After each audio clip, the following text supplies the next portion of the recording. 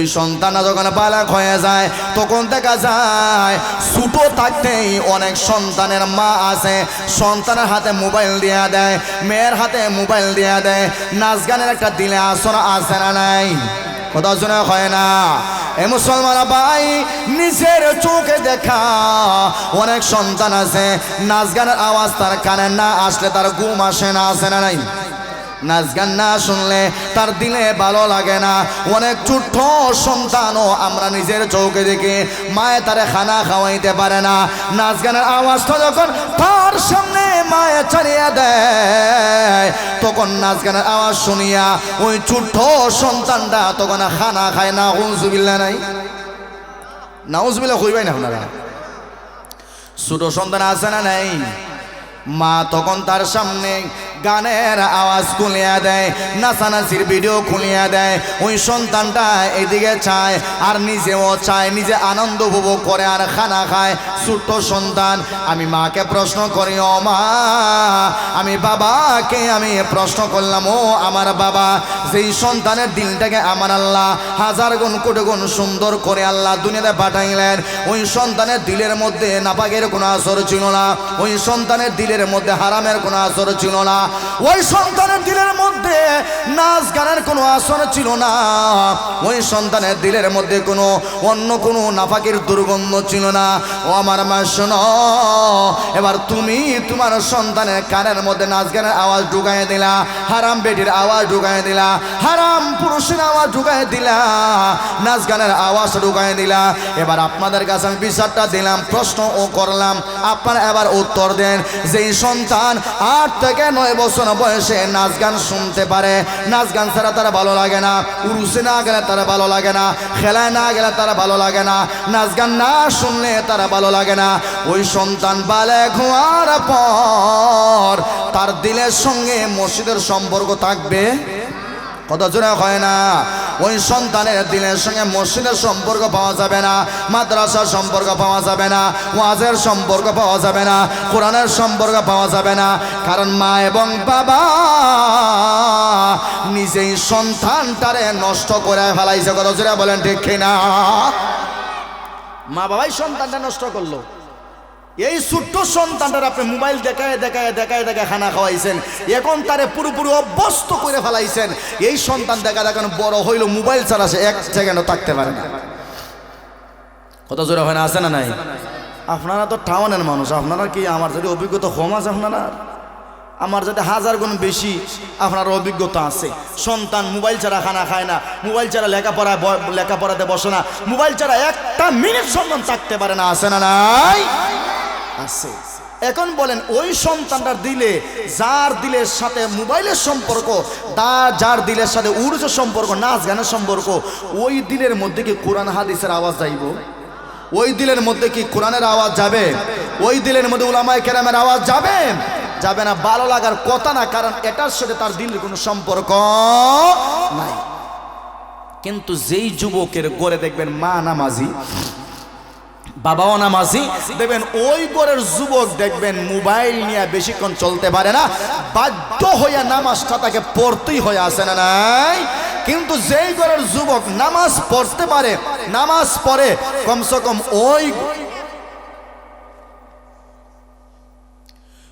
কম ওই ঘরের সন্তান নাফাকি কাজে যুক্ত হতে পারে না। কারণ ওই ঘরের মাও নামাজি আছে, নামাজি, ওই ঘরের বাবাও নামাজি, আছে না নাই? আছে। কিন্তু আমি যুবক ভাইদেরকে বলতে চাই, যুবক ভাই, আপনাকে তো আল্লাহর গোলামের জন্য দুনিয়াতে পাঠাইছেন, আপনার কাছে কিরামান কাতিবিন আছে, আপনি কতটুকু নেক আমল করতেছেন, দুনিয়ায় কতটুকু গুনাহ করতেছেন, সব কিছু আল্লাহর কাছে রেকর্ড আছে না নাই? আসেনি? আপনারা রেকর্ড আসেনি? আল্লাহর কাছে সব আছে। একটা একটা করে আল্লাহ আপনারে কিয়ামতের মধ্যে দেখাই দিবে। 1 নাম্বার সাক্ষী স্বয়ং আল্লাহকে। আল্লাহ সাক্ষী আসেননি? কথা জুড়ে হইনি আপনারা? আমার কথা বুঝুননি আপনারা? হ্যাঁ, 1 নাম্বার স্বয়ং সাক্ষী তো আল্লাহ আছেন। তুমি যে আল্লাহর গোলামি করলে না, তুমি যে আল্লাহর কথা মতো জিন্দেগি চালাইলে না, স্বয়ং আল্লাহই তো 1 নাম্বার সাক্ষী। কথা জুড়ে বলেন ঠিক না? ঠিক। দুনিয়ার কোনো মানুষ সাক্ষী দেওয়া লাগবে না, আল্লাহ নিজেই সাক্ষী।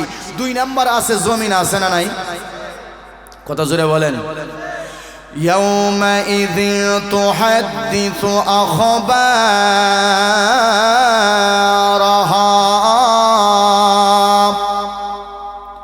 আমার আল্লাহ ওই কিয়ামতের দিন যখন জমিনকে নাড়াচাড়া দেওয়া দিবেন, আল্লাহ এবার বলেন ওই কিয়ামতের সময় জমিন এত বড় ফাটল দিবে, এত বিশাল লাগানে ফাটল নেমে।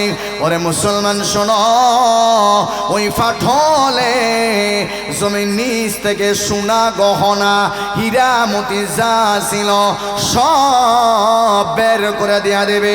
মানুষ তখন জমিনকে বলবে, ওরে জমিন শোনো, আজকে তোমার কি হয়ে গেল? তুমি এত বড় গর্জন কেন দিতেছ? এত বিশাল বিশাল ফাটল কেন দিতেছ? এবার জমিন ওই দিন বলবে, ইয়াউমাইদিন, ওই দিন বলবে তুহাদ্দিসু আখবারাহা। ওই দিন আল্লাহর অর্ডারে আল্লাহর জমিন বলবে, হে নাফরমান, দুনিয়াতে আমার আল্লাহ তোরে প্রেরণ করেছিল আল্লাহর গোলামের জন্য।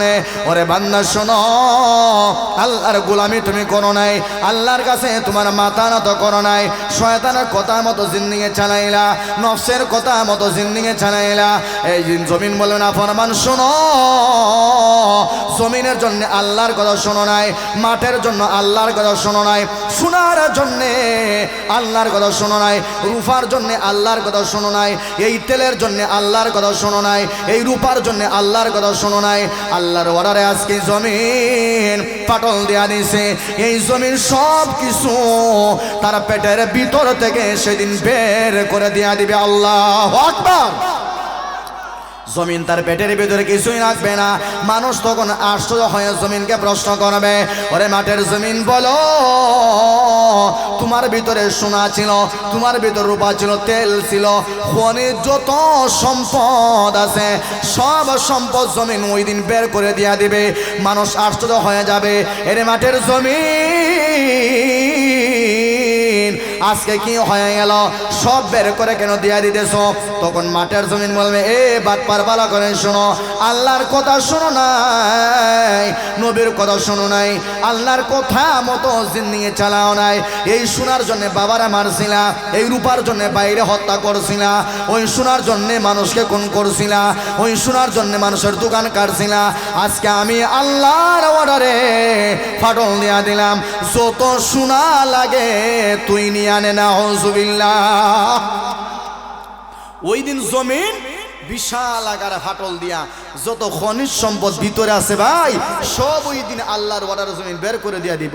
তখন মানুষ আর সোনা রূপা নেওয়ার লাগে পাগল হবে না, নিজের জান বাঁচানোর জন্য তখন পাগল হয়ে যাবে। কথা জোরে বলেন ঠিক আছে? ঠিক।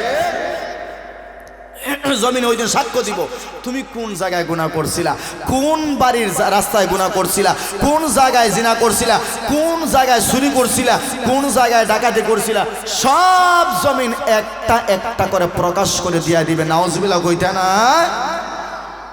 এজন্য আমরা আজকে অনেকে চুরি করি, ডাকাতি করি, সাদাবাজি করি, দুর্নীতি করি, আছে না নাই? কথা হল না এখন আর এখানে? সাদাবাজি, দুর্নীতি, চুরি, মামলা হামলা আছে না নাই? ওই দিন জমিন সব প্রকাশ করে দিয়ে দিব, বাসার কোনো সিস্টেম নাই।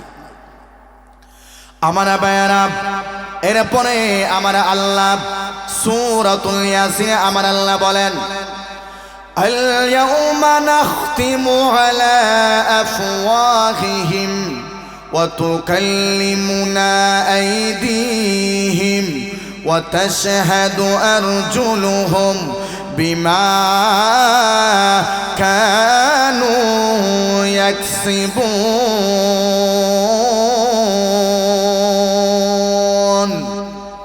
আমার আল্লাহ সূরাতুল ইয়াসিনে এবার বলেন, এ বান্দা, তুমি কার গোলামি করছো? শয়তানের গোলামি নাকি আল্লাহর গোলামি? ওই কিয়ামতের মাঠে আল্লাহ রাব্বুল আলামিন এবার তোমাকে প্রশ্ন করবেন, এ বান্দা হিসাব দাও, হিসাব দাও। ওই কিয়ামতের মাঠে আমার আল্লাহ তোমার জবানে আল্লাহ তাআলা মারিয়া দিবে। বান্দার সামনে আমার আল্লাহ একটা একটা সাক্ষী পেশ করবে, বান্দার সামনে আমলনামা পেশ করবে। বান্দা এবার নিজের চোখে দেখিয়া বলবে, ও আল্লাহ এটা তো আমি করি নাই, এটা বাড়ায় লেখছে আপনার ফেরেশতা। আল্লাহ তখন বলবেন, ওরে আমার বান্দা শোনো, আমার ফেরেশতা বাড়ায় লেখছে, তোমার কথা মানলাম। আমার আল্লাহ এবার জমিনকে বলবেন, এরে জমিন ওয়াটার, জমিনকে যখন ওয়াটার দিবেন, জমিনে যখন কথা বলবে, জমিনের কথাও বান্দা বিশ্বাস করবে না।